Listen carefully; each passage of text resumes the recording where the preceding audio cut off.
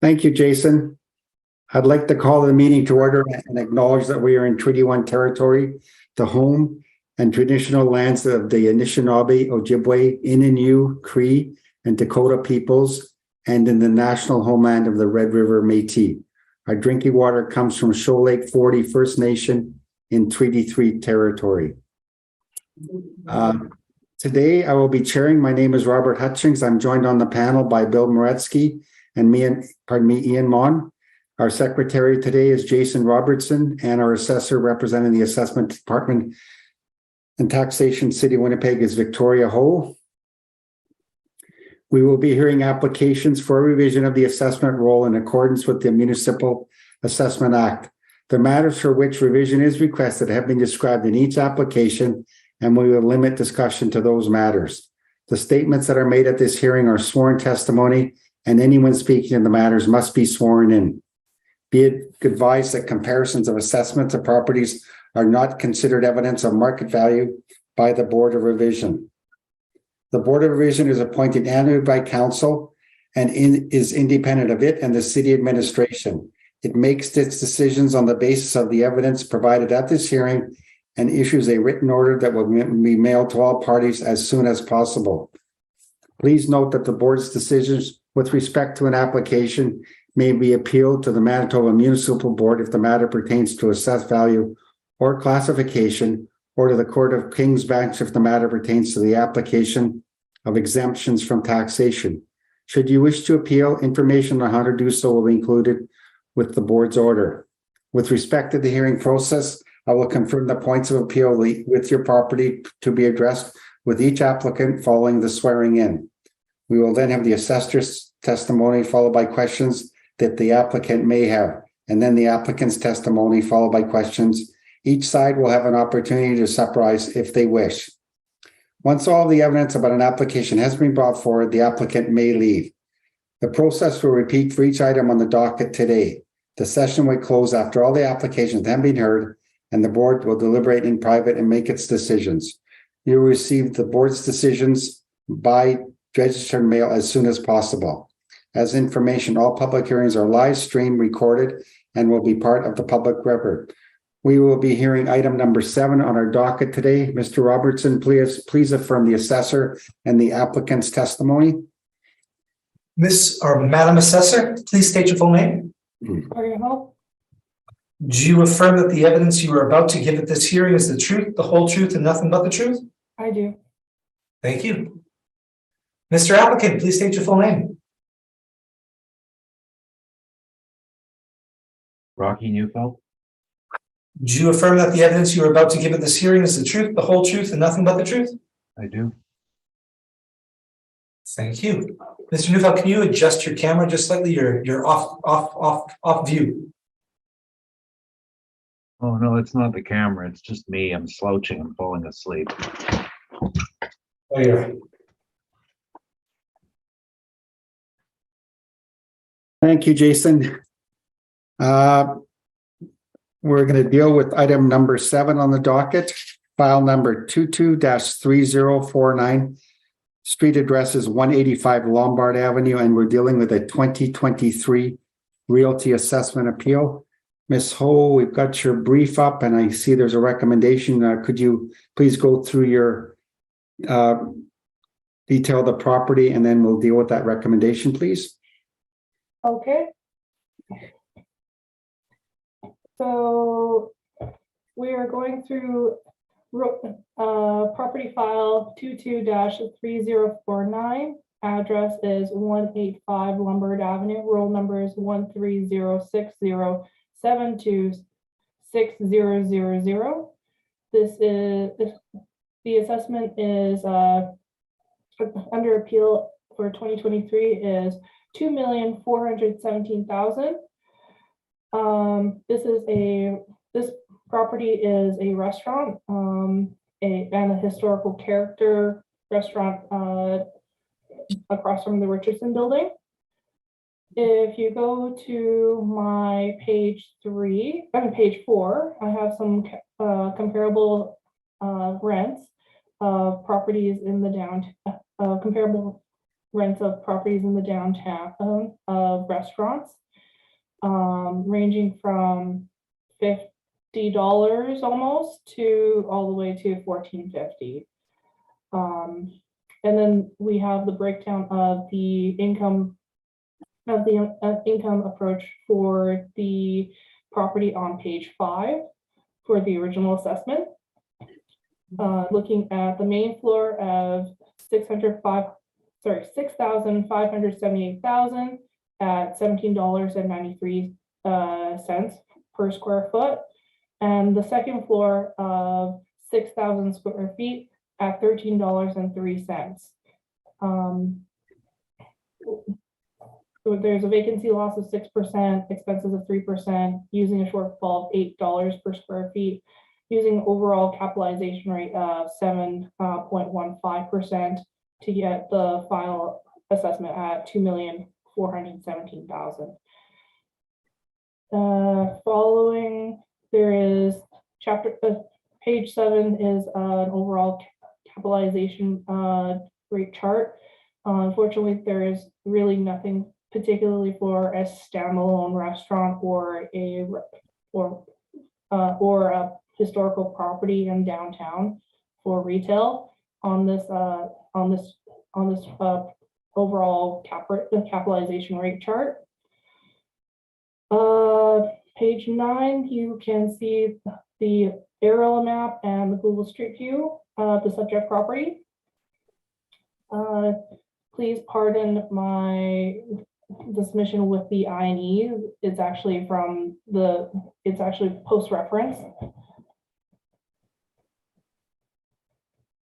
and that's from page 10 onwards. Now, I submitted a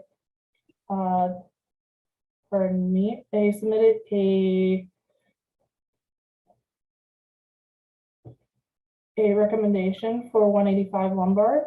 The rental rates are maintaining the same, but the overall capitalization rate. Ms. Ho, would you mind holding on 1 second while we pull up your recommendation? Yep, not a problem. Sheet, please. Thank you. Sorry. Nope, no problem. Does everybody have it available? Yep, Ian? I got it.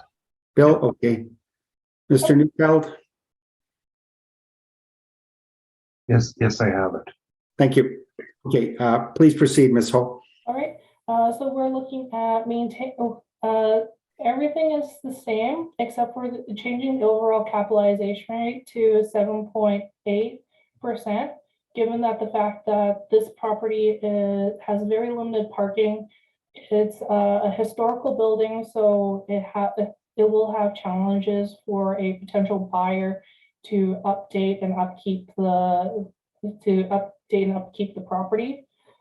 So we're looking at a total market value of $2,215,000. This capitalization rate is generated from the model, but just adjusting it considering its investment quality. And that's all. That's the end of my presentation. Thank you. Thank you, Ms. Ho. Mr. Neufeld, any comments on the recommendation? I mean, I appreciate it. It's probably a bit higher than we thought the property was worth. So we'd like to continue on. Okay, thank you. Mr. Neufeld, any questions on the assessor? And I understand you have well, let's deal with the questions first. And I understand you have a document for us to look at. Rebuttal? Okay. So firstly, in regard to the historical issue, does the department's model take this into account? That's why I was adjusting the capitalization rate for the property. So Okay. it went from 7.15 to 7.8. Okay, then the rest of what you have on page 5 then was just generated by the model? Everything is just, even the recommendations also generated from the model. Okay. So you mean there's a historical designation button you can press or whatever you want to call it? No, at the moment, we don't have a special button press for historical model, for historical buildings at the moment. Okay. The no, in regard to the historical designation, doesn't that inhibit a restaurant user from wanting a property like this because they can't put up their own personalized logo and image packages? I would assume so. However, there is, but I'm not too sure. I'm not with the Historical Society and how they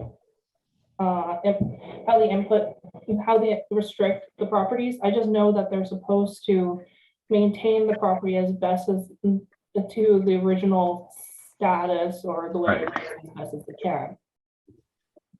So Well, okay. Now I'm looking at your rents, page 4. I take it the first one is La Roca on Smith Street. Is that correct? give me a second. I have to switch. Yeah, first one is La Roca. And they have their own parking, some of their own parking, do they Yeah. not? And they have an outside patio that's not included in that area, is that correct? I don't think so. And it was right outside my back window and I seem to recall it being renovated several times. Isn't that something that a historical building does not have the ability to do?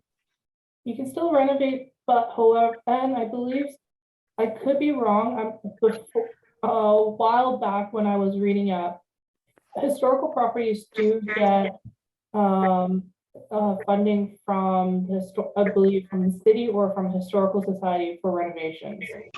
But if there's, however, there is limits to what the renovations can be.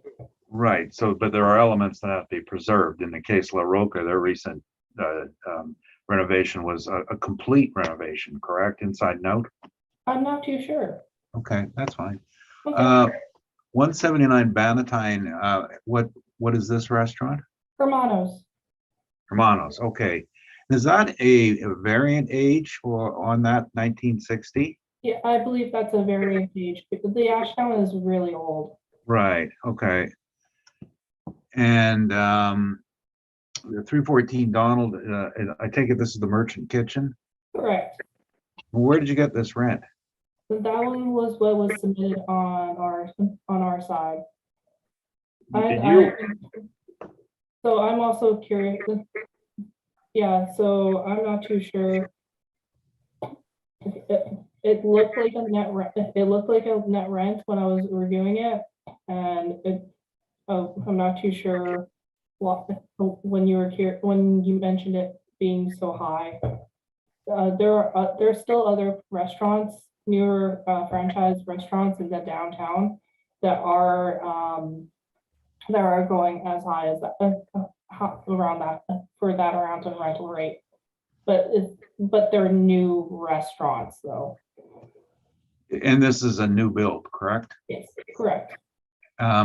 You're aware that one of your colleagues entered this under oath as testimony to say it was a $33 rent?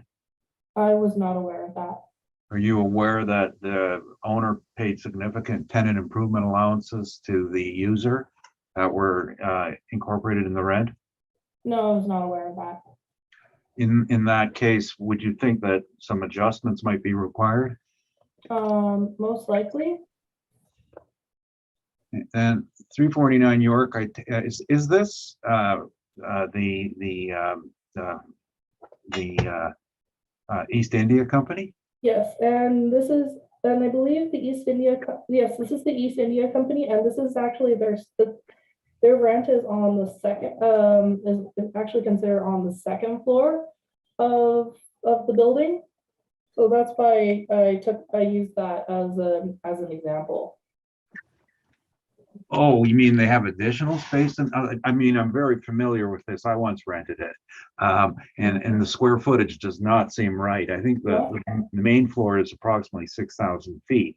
Okay. So is this, and that's why I'm wondering where you got these dimensions. Is this what the These dimensions are what's provided on our system. If they're not correct, I can review them.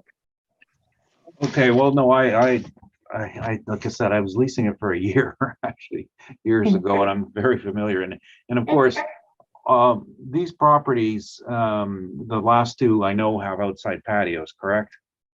I'm not aware of York having East India Company having a patio, but yes, La Roca, Hermanos, and the Merchant Kitchen, I believe, have patios.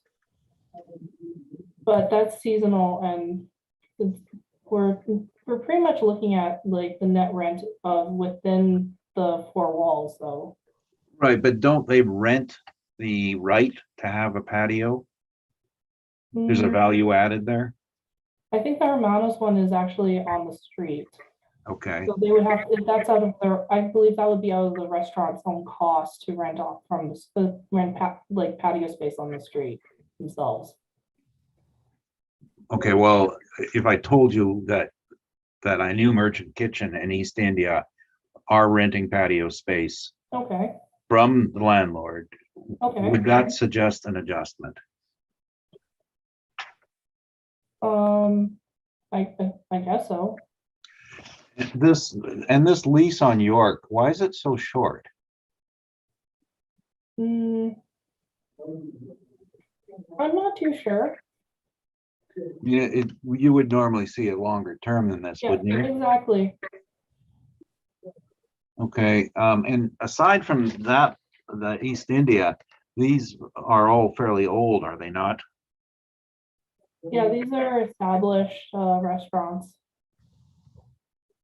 Well, when considering that most restaurants were closed down during COVID, do you have any rents that happened during that time period prior to April 1st, 2021? When I was reviewing, I did, but this evidence was submitted after, before for the review for other recommendations in for the other restaurants that we were doing agreements to. So there were a couple that I saw, like I think Miss Ho, Tavern, I think. Sorry. Miss Ho, this is the evidence you presented, so we'll just stick with the evidence, okay? Yeah. Thank you. So, for the evidence that's provided, I don't have anything else. Okay, and of these ones that were provided in their income and expense forms, was there any rent forgiveness in the last cycle that you reviewed prior to the reference here? I didn't really look too thoroughly. I believe I'm not too sure if we did. I mean, if this was the number that was written, you don't know then if cash actually exchanged hands then, do you? Or if there was forgiveness? There might be. I'm not too sure. Okay. And I think you covered this, so I wasn't quite sure, but I'll ask the question anyway. Page 7, your cap rates. You don't have a specific area here for restaurant. No variant for restaurant and no variant for historical building. Right. I'm sorry. And to your knowledge in the model, were there any restaurant capitalization rates in the last 2 years? Pardon? Do you know if in the last 2 years before the reference date, there were any investment sales of restaurants? I did not do the review, so I'm not too sure. Those are my questions. Thank you. Thank you, Mr. Neufeld. Ian, any questions of the assessor? I do with respect to the rent comparables at page 4, Ms. Ho. Smith Street, Donald Street, and York Avenue are all more recent builds, but I'd like to concentrate on 179 Bannatyne Avenue. Yeah. I believe you said that's Hermano's restaurant? Yeah. And you also indicated that the Ashdown was an old building. So that's in the Ashdown house? Pardon? What building is Hermano's in? It's called the overall building is called the Ashdown. It's I believe, and it's on Bannatyne. I'm trying to remember right now. It's like on the riverside of Main Street. Right. In the exchange district. Okay, so it's not far geographically from 185 Lombard. No, it's like about a block away north. Now, the effective year built is 1960 on that, whereas for 185 Lombard, you have an effective build of 1955. Are those model-driven effective year builds? So effective year built is usually when an assessor reviews what's the significant what sort of significant renovations are done on the building in order to adjust for our records for the cost for the amortization of the property. So there is probably a significant amount of renovations for Bannatyne, theoretically, that it wouldn't be like a building built in the 1900s. It would be more closer to theoretically built as a property built in 1960s, even though it's by its bones is actually built in like 1900s. Okay, thank you. Now, I'm also, I have a question with respect to the two leasable areas, the 6,578 square feet. Is that the restaurant aspect? And the 6,000 square feet, is that an additional restaurant area, or is that a bar area? Okay. Or can you So explain? the two premises, the 6,578 square feet is the main floor, and the 6,000 square feet is the second floor. Okay. And they're both restaurant areas. And it's all the same premises. It's all the same owner occupied premises. Yes. Thank you. I have nothing further. Thank you, Ian. Bill, any questions? Yes, a couple. On the comparables, net rent per square foot number. Is that does not include non-recoverables, correct? No, these are supposed to be triple net rents. Sorry, can you repeat that? These are triple net rents. And what does triple net mean? So that means that so on top of like paying for the rent for the business to occupy the space, the business is also responsible for paying for taxes, the maintenance, and property management of the property. Right. So when we look at this number on the numbers on page 5, where it says standard restaurant C4, standard restaurant C4, rent per square foot 1793, rent per square foot 1303. When we're comparing those numbers to the net square foot, that's apples to apples? Yeah, for the net rent, yes.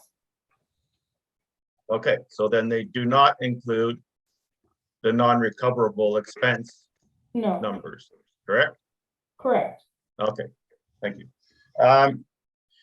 So then if we go to the comparables again, at 314 Donald Street, which seems to be an extreme outlier in your comparables, would the model have considered that when it came up with those square foot numbers on page 5? I'm Would it not have considered that high number, would it have been put into the mix? most likely, maybe. I can't say yes or no. Because I did not develop the model. Okay, but then you would have to concede then that it's possible that it did.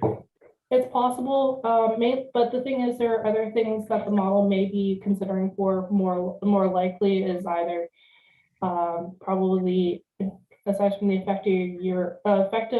the leasable year, like the lease rent and when the leases start, which is more important, and probably also like the age of the building too, most likely. But I could, like I said, I'm not too sure. If the rent was included for analysis, it would most likely be considered for the model. Okay, understood. Thank you very much. No further questions, Mr. Chair. Thank you, Bill.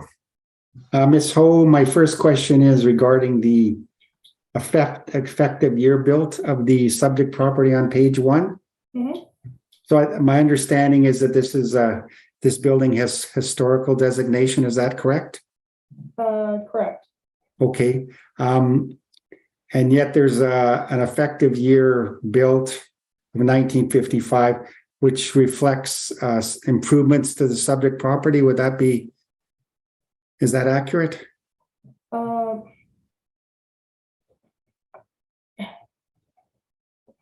I would assume so, mainly because because restaurant equipment in particular, it's quite durable and has a life, but you can't use the same HVAC system for more than a certain life expectancy, as an example. I guess maybe to make it clear, an assessor at one time determined that there were improvements making this building to not reflect a 1900, but rather 1955 building. Is that I believe so. okay? Thank you. My next question is regarding the comparables, 179 Bannatyne. You named the building. Does that building have historical designation? Would you know? That one I'm not too sure. Okay. And that's east of Main off Rory, I believe. Would that be accurate? I think. Correct. Okay. And my last question is regarding parking for the subject property.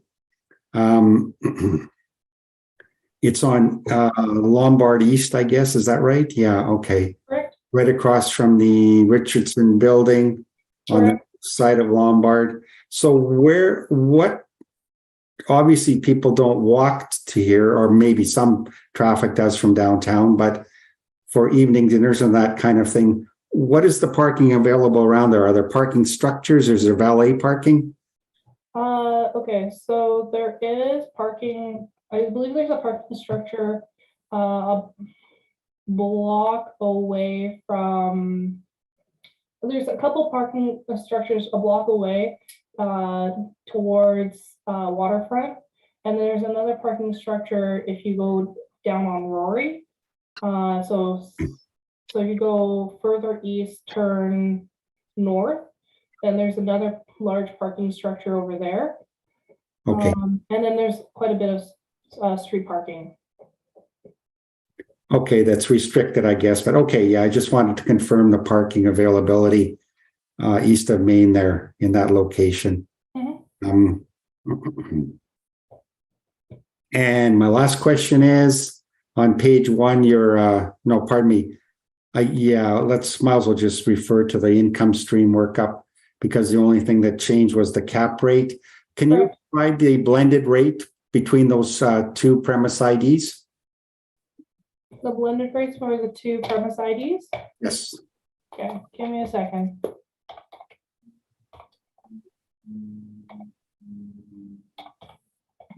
I have 1559, by the way. Yeah, that's 1559. Okay, perfect. All right, thank you. That's my last question. Mr. Neufeld, would you like to present your rebuttal now?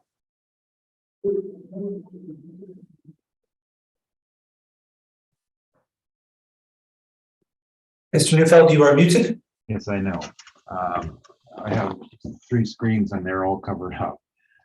Sure, I did send in another piece of information, which is something I just found out under cross-examination.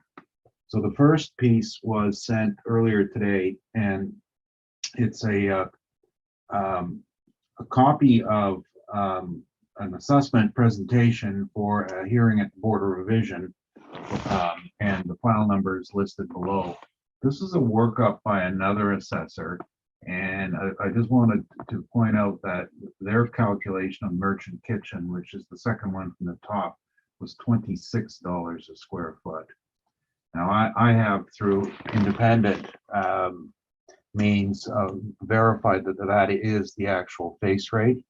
However, there was a TI allowance as well, which was amortized into the lease, which makes this not a very good example, because the TI allowance shouldn't constitute part of the rental space.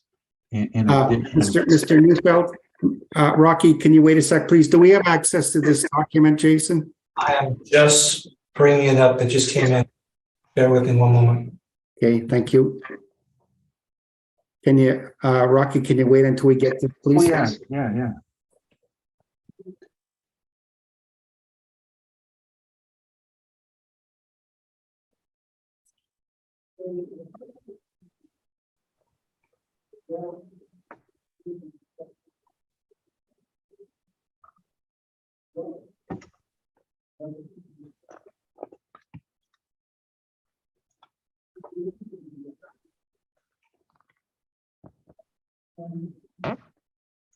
So I just dropped it in. It's labeled Hermano's Restaurant in Winnipeg.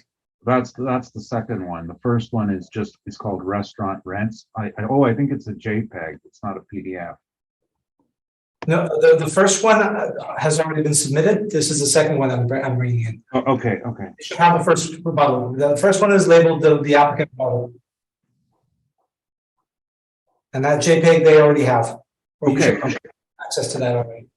Okay, so I only have one so far. Me too, just the rebuttal. Yeah, that's all I've got, but I'll check it out. It takes time to sync. I just put it in a few seconds ago. I do have the Hermanos Restaurant, but there's another document still coming. No, it's just those two. The initial applicant rebuttal that we've received, and then Okay. Hermano's document. Correct? Okay. So, Mr. Now, yeah. Does Ian, do you have it? Not yet. Applicant rebuttal? No, I don't. We'll wait until you do, okay? I'm gonna pour a coffee. Sorry, it's called Hermano's Restaurant in Winnipeg. Yeah. Yeah, I've got it now. It just came in. Yeah, I have it. And does the assessor have it? I've passed that along via email. Yes, I got it. Perfect. Okay, thank you.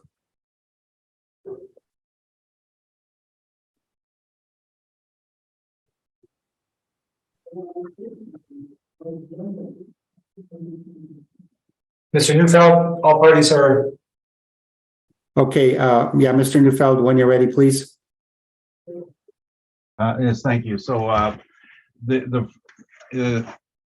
don't think I'm following the assessor's order here. I was just going to start with this document labeled Restaurant Rents, and this came from evidence that has been filed previously. A different assessor did this calculation. Merchant Kitchen is the second from the top. So which document is this? This is the initial rebuttal. This is the rebuttal showing a page of rents, am I right? Yes, that's correct. Okay, and okay, yeah, I think we've all got it. Hopefully I've got the right one. And which restaurant were we referring to? The second from the top, marked the Merchant. Yes, okay. And you'll note that the initial going in rent was $26 with a step up to 28. And I did manage to see a copy of the lease at another time, and I can say that that is the right face rate. There was a $19 tenant allowance. Those things don't belong in comparable rents because they confuse the issue as what between real estate and non-real estate. The actual net rent would be about $24.10 on that calculation. But what is of importance also is that this was a build-to-suit restaurant. In other words, Rocky, can I ask you a question before we proceed? I don't believe that the assessor presented 311 Portage Avenue. So what it's a different ad. Yeah, it's got a different address on it. That's what I was a little bit had to check with her. See the numbers, the rentable area matches up.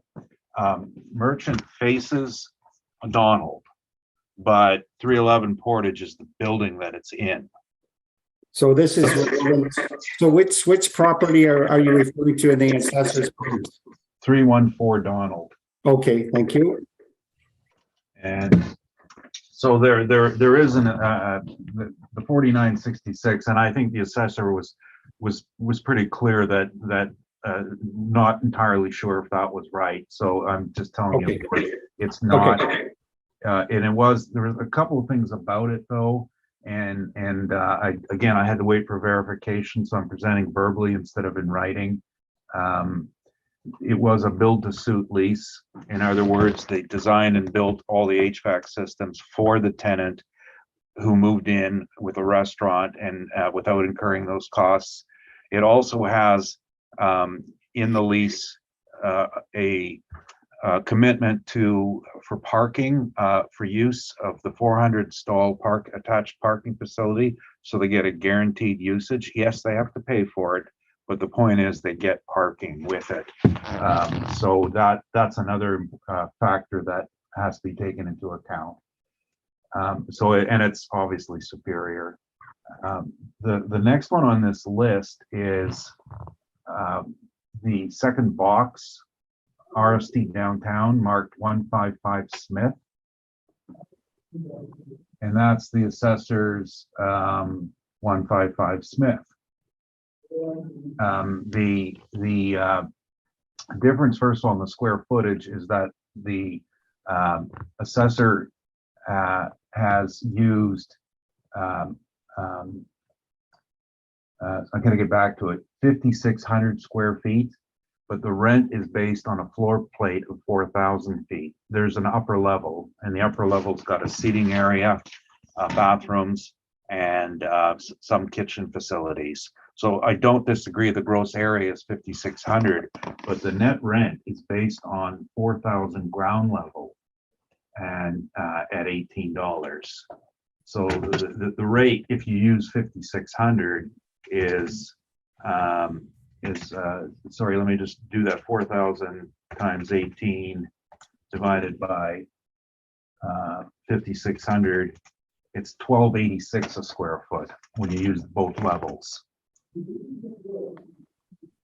And again, that one was verified with third parties. This particular restaurant was destroyed by fire on the inside, and it was completely rebuilt for the new lease for La Roca, and so it's all new finish. But it is $12.85 on the square footage that the assessor has listed. The again, verbal, and excuse me for jumping all out of order, 349 York, I actually rented that East India space right before it became East India. I was helping out the property manager, and my rent was free, but that's because I was keeping a restaurant open for them to make the building look good. That restaurant took up over half the floor plate of 155 Carlton, and the floor plate is 13,000 feet. Plus there's a patio. So I don't know, I think the number of 4,071 square feet is incorrect. However, the short term on it is also questionable. And again, I would have had more information if I could have verified who this was, but the question I'd asked the assessor was, did you know there's patio? And I'm admitting to something. I know there's a patio. I have 2 of their chairs in my backyard. Accidentally made their way home. It has a patio and it fronts onto the Japanese garden that is located between 155 and 175 Carlton. And that is included in the lease rights. So that you're leasing, that is the same story, by the way, with Merchant Kitchen and Geo's, is that they're also getting the outside seating, the right to use it. It's not included in any of the square footage, but the landlord is providing it. The last one is Hermanos, and I remember I asked the assessor a question, did any of these people get subsidies or rent abatements? And the second article I sent you, I think it's fairly clear that Hermanos was given a, I'm going to find the exact phrasing on this,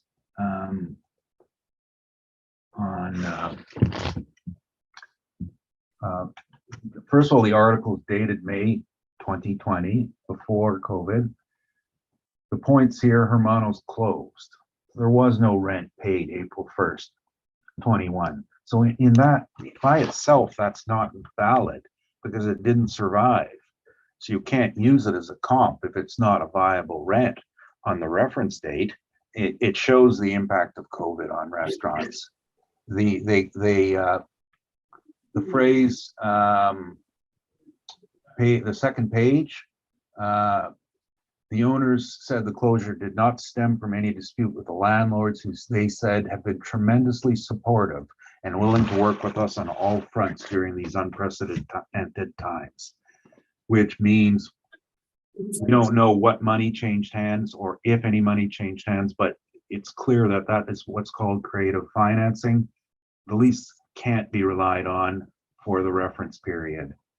And I'm not, you know, again, to point these out is really more about the nature of the restaurant business and how the assessment system has really failed to keep pace with the events immediately preceding the reference period. So those are my problems with the rents and the rebuttal. Thank you, Mr. Neufeld. Ms. Ho, do you have any questions on the applicant's rebuttal? Out of all the properties on that we're looking at for the rents, which one would you say would be most similar to the subject property? I think you're jumping ahead to my case. I haven't presented it yet. We're still talking about rebuttal, but I'll That's okay. No, you don't have to answer, Mr. Neufeld. Okay. Any questions on the evidence for the rebuttal presented by the applicant, Ms. Ho? You did mention quite a bit about patio spaces. Does the subject property have patio space? They do not have their own outside patio space. I'm just trying to remember if I've ever seen it on the sidewalk. I can't recall it being there. You know, a memory test and I can't remember. But they don't have space. They don't own space for a patio because this is, remember, it's a 1900 building. These were built right up to the storefront with zero lot line. So I do walk by that restaurant. During the summer, they do have like enclosures that they use as patio space, but it's quite small. Yeah, and I suspect that I wouldn't disagree with you. I would suspect that that's the on the city right away, because the city was pretty good during COVID about giving people patio space on sidewalks, and they got them quite quick, and then many of them kept the space. I could answer that question in a few seconds because I just have the city plot map on my screen and I have to zoom in on it. And you can tell if it's zero lot line or not.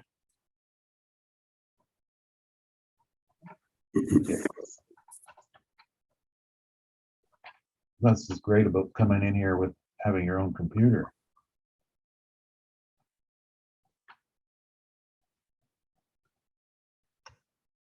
Okay, so I am in right about North Pioneer. Here we go.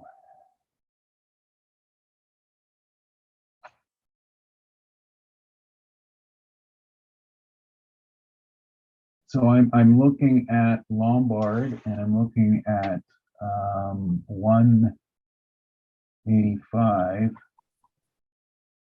And no, it is zero lot line. So that's city space it's on. Does the board want that answer printed and shown to them?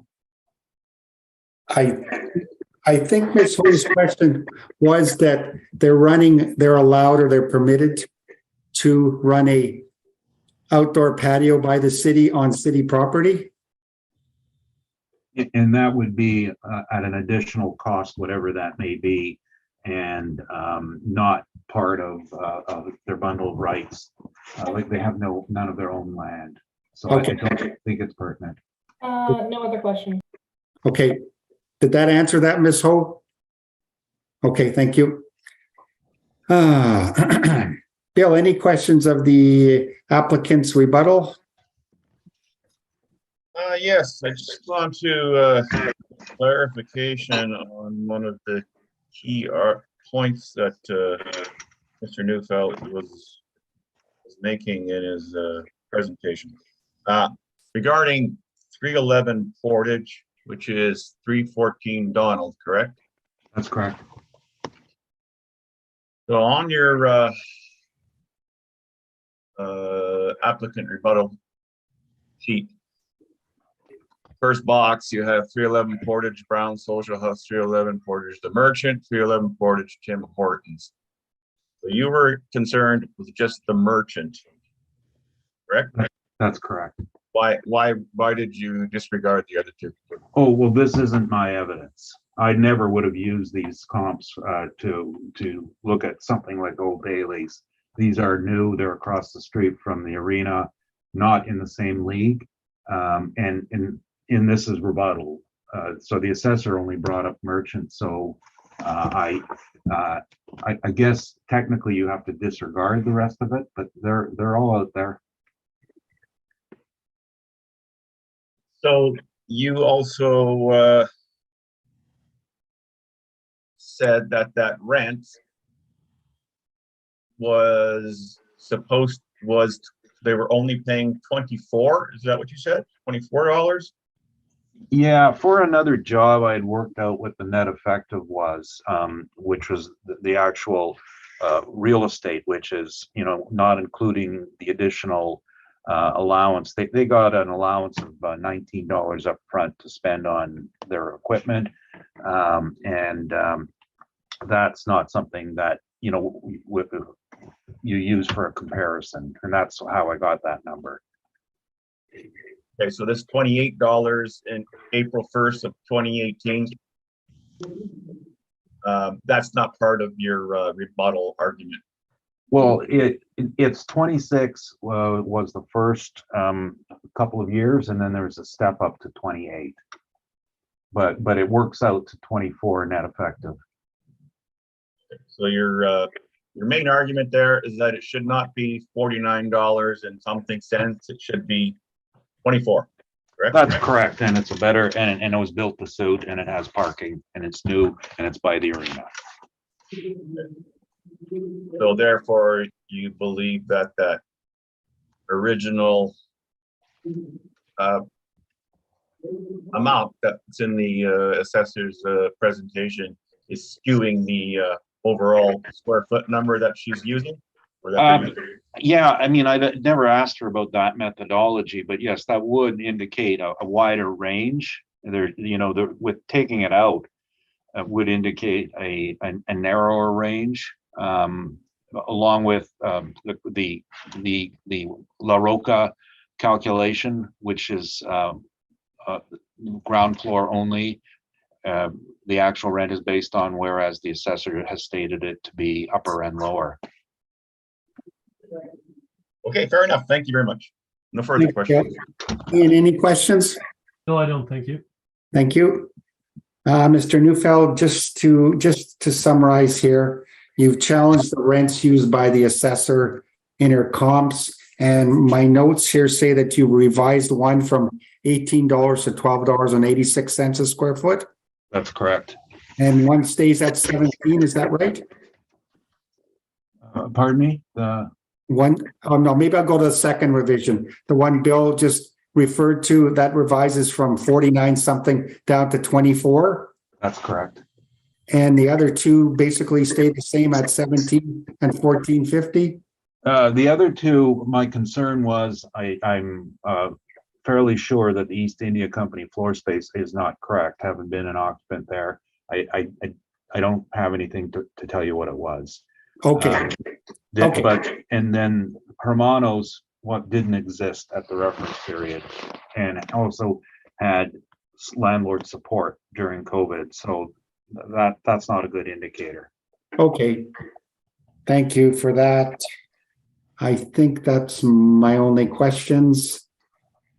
Okay, so Mr. Neufeld, we are going to find your brief. Okay, if you bear with us 1 second here.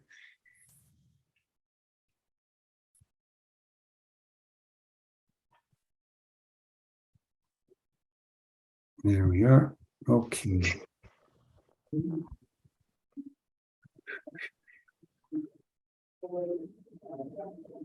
When you are ready, please, Mr. Neufeld. Okay, well, first of all, I'm looking page 2, and there's a patio up front. But that's on city land, and again, not part of the equation. So we all know now. The site, as the assessor pointed out. And I did have the other answer to the question, page 1. You can see the outline. It's a 0 lot line. The building occupies the entire footprint of the land. It's 6,618 square feet, and the first floor is 6,578. So it is built up to the edge. With a second floor, and this second floor is not a full floor. I think there's a setback at one point. I'm just trying to recall where that setback is. Oh, yes, there's some open area on the second floor where the stairwell goes up. The site is well preserved, very well looked after. I think the owner has done a great job of keeping the character of the place as original as possible. I think the real problem with this restaurant is that it's just really off the beaten path now. It's not doing the numbers that it would if it were closer to the arena where most of the action is these days. The rents that we'd looked at, we have a number of rents on page 3, and what we did here is we went through our food service rents. I think we all just got that, didn't we? The emergency alert went off. So everybody's phones will be ringing in a second. These are food service rents, and there is a lack of downtown rents, but there were a couple I was going to point out for downtown. Firstly, the keg, and the keg is at $15.50 a foot, and it's on a series of extensions. It has some basement space which isn't rentable, and it's a changing place. And there were some alterations on it, some additions on the space, but it is on the historical registry as well, former stable. That rent is $15.50 a foot, and that's probably one of the stronger rents. But the keg is a better location, and it has, I believe, 9 parking stalls and its own outside patio in the space. So it does have land, and that's why it's coming out higher. When we didn't use that number. Further down in 177 Lombard, the Brooklyn Bistro, and it's 2 levels, and it's been through a couple of different operations in its lifetime. It started off in the first redevelopment as it was called the Shark Club, a pool hall, Brooklyn Bistro, Salisbury House, and there was one other eatery in there. And that speaks to how good the business is. This is next door to the subject. So their rents were 10 on the main and 8 on the upper. We managed the building for quite some time, and that's where these rents came from. The other downtown after that is there are not a lot of ones in this list, and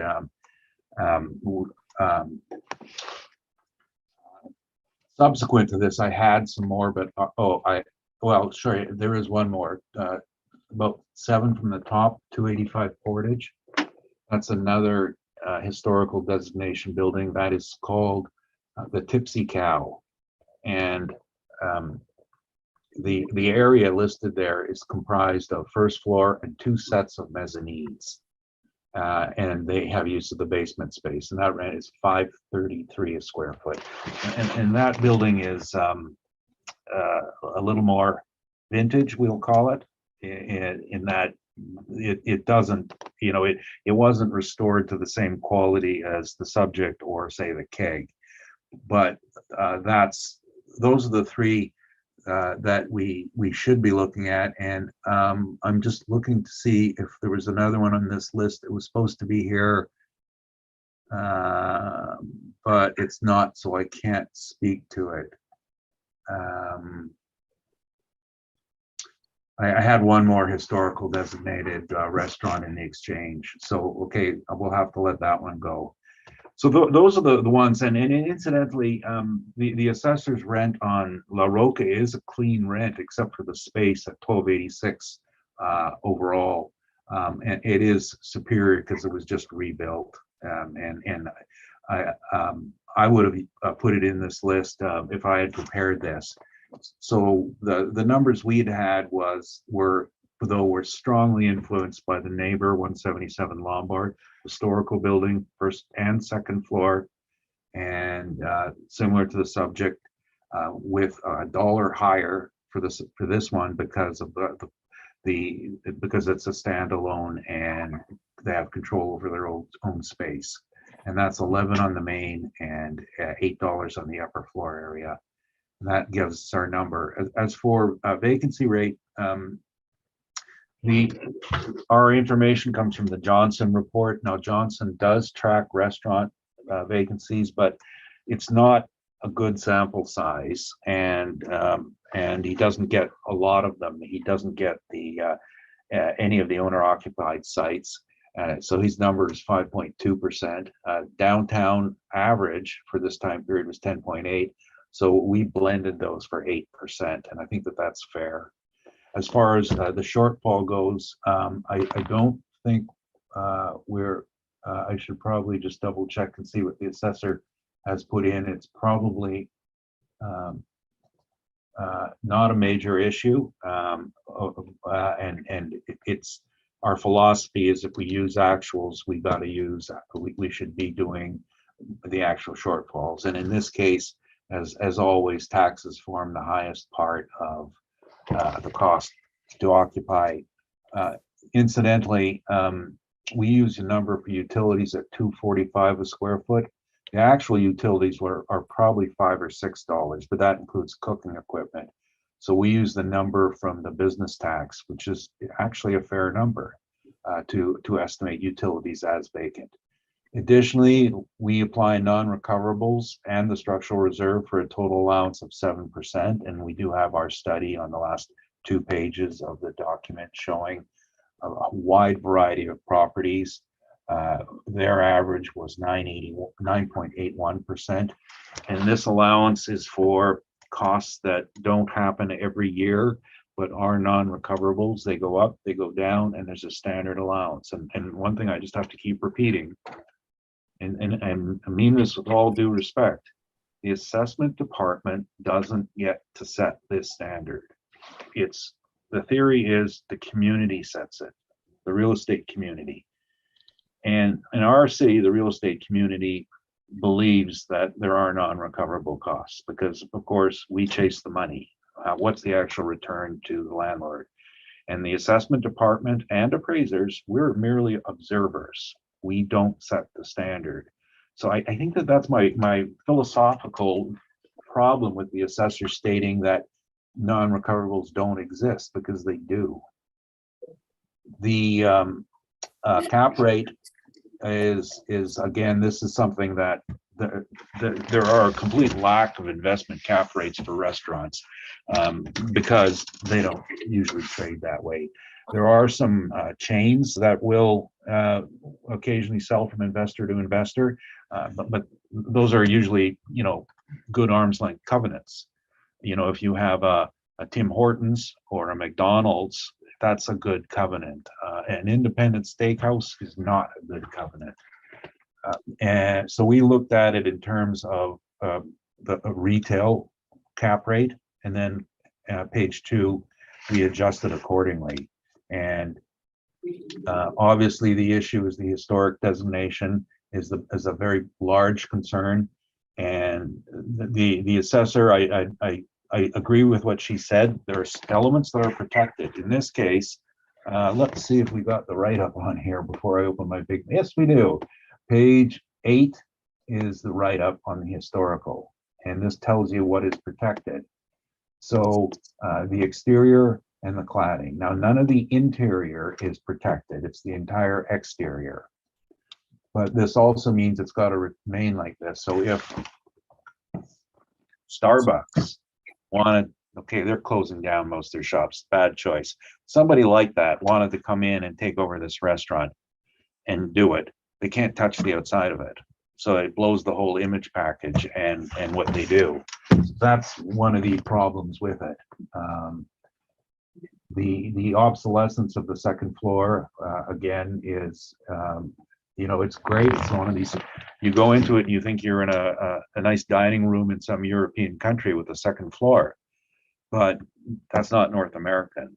North American is same floor, barrier-free access, and that is not a desirable look in our market, unfortunately.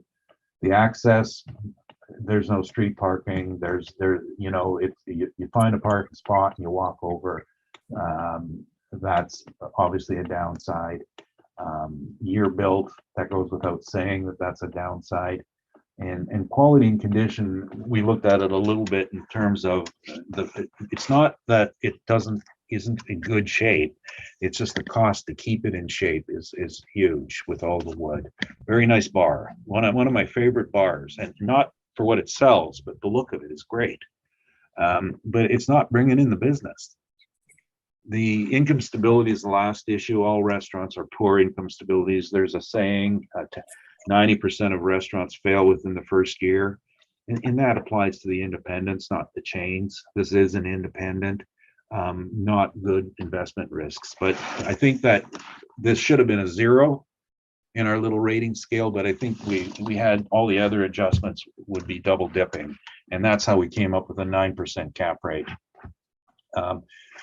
So the only statement I would make is I probably would have looked at La Roca's rent because of the similarities at $12.86 overall as putting a little bit more upward pressure on the rent.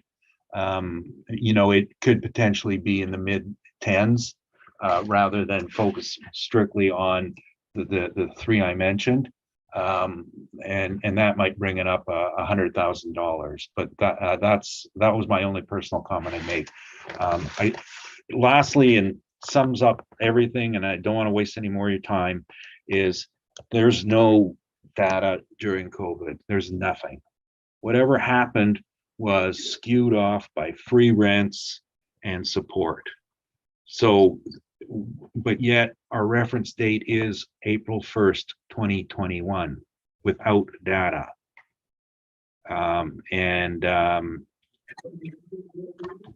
You know, 0 could be the rent, but this is hypothetically what we would apply.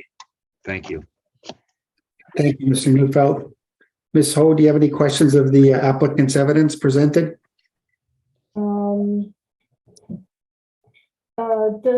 So for the keg at 115 Gary, Does that rent include the percentage rent? No, that's the base rent, and the percentage, of course, is for a different reason.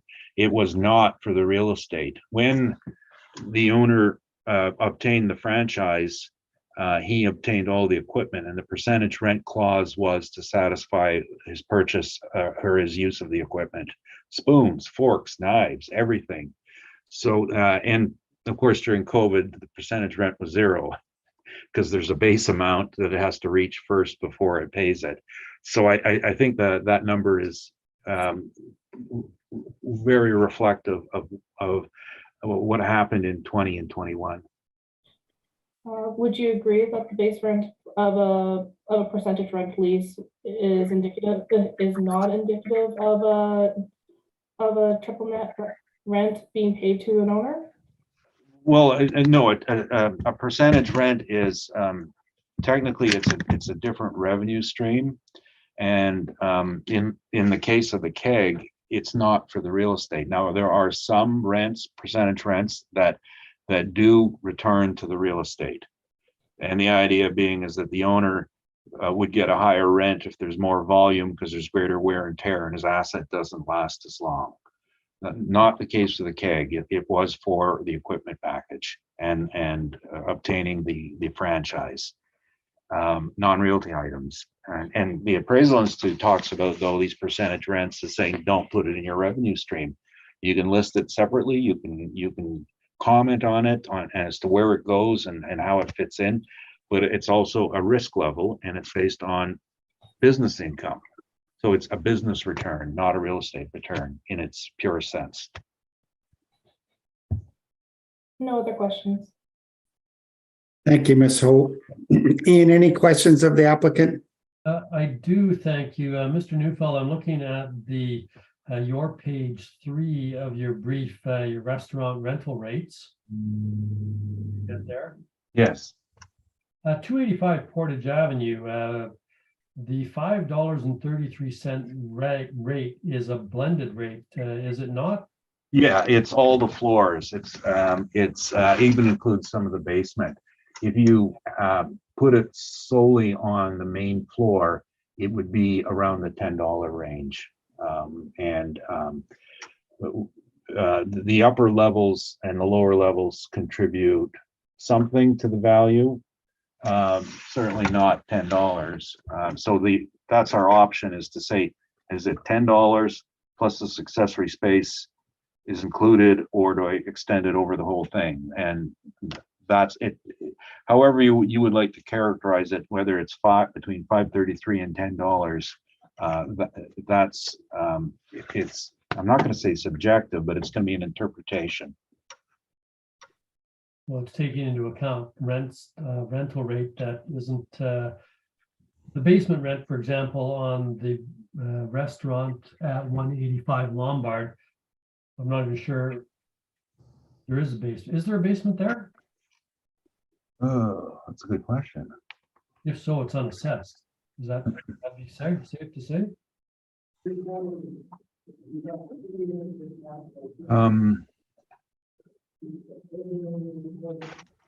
I can answer that in a few seconds. I just have this database. I don't know. Is it the assessor's workup? No, I'm just I was just trying to do a bit of an extrapolation with respect. Oh, okay, yeah. That's.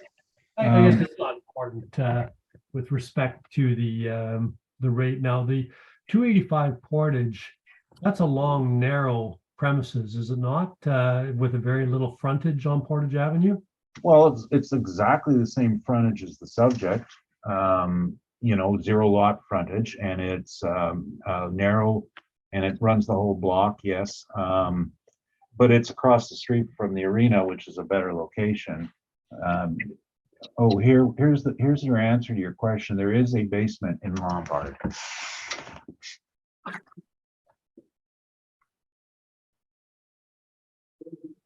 And I'm just looking at the.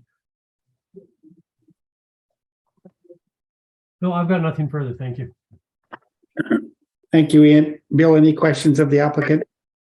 Yes, on page 3, you keyed in on the 3 properties there.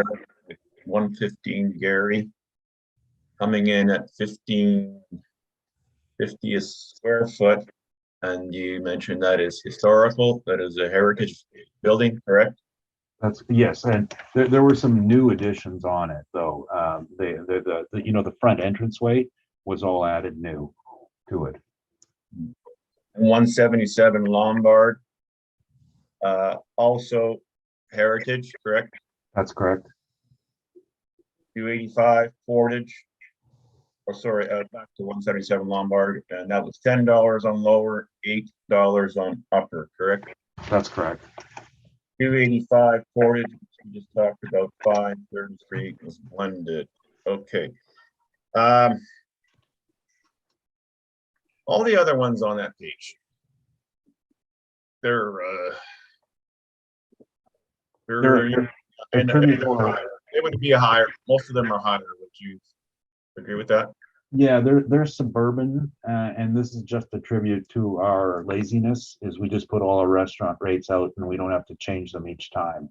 And when we go to a hearing, we just focus on the ones that are most important. Best way to characterize this. And these suburban ones, of course, they're coming in higher because they have parking, and they're generally newer. Okay, so would be fair for me to say that you zeroed in on those 3 properties because they are heritage, correct? That's correct. And their subject property is also heritage. Now, none of those other properties on that page are heritage. Would that be correct as well? Quickly think this through.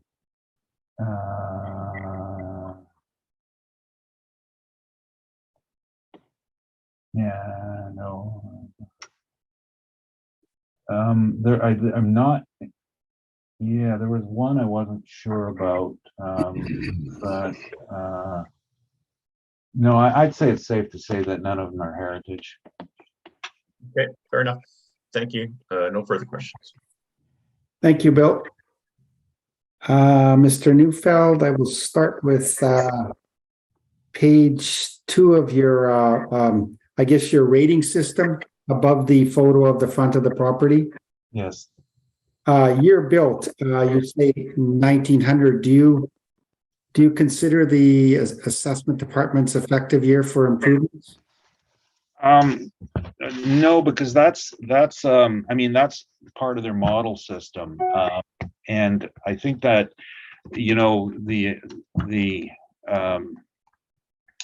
year built is important because of the techniques for the 5 fundamental portions of the property, which of course are foundation, framing, roof, envelope, and mechanical.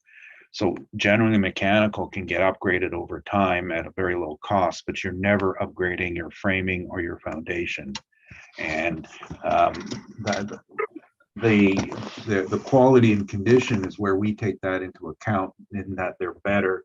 If this was a true 1900 building, the quality and condition would be much, much lower, but we've rated it higher because of the care that's been taken of it. Okay. Thank you.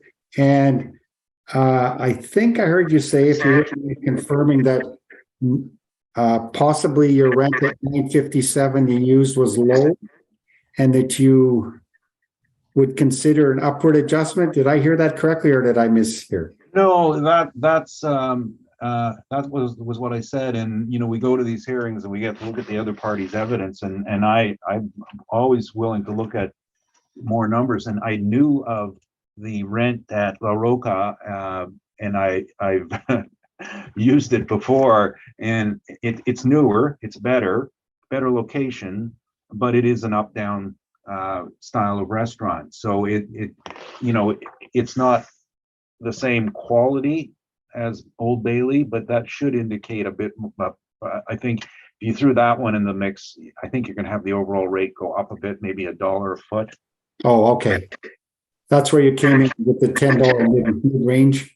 Yeah, and you know, you do another $1 a foot, and that brings it up $12 $120,000 and forgetting about all the expenses and everything, but you know, that puts a value of about $130,000, $40,000 higher in value.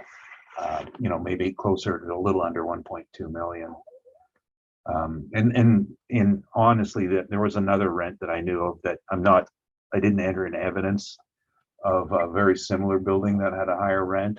And it's not in evidence, but you know, we're trying to get the right number here. So I do know of another historic building that has a higher rent than we have indicated here.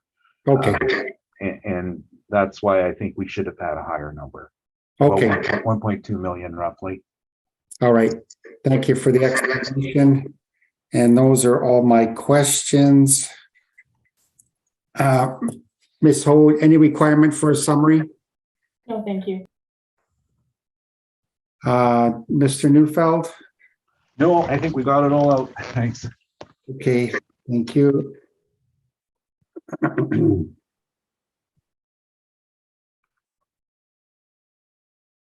That concludes one item number 7, 185 Lombard.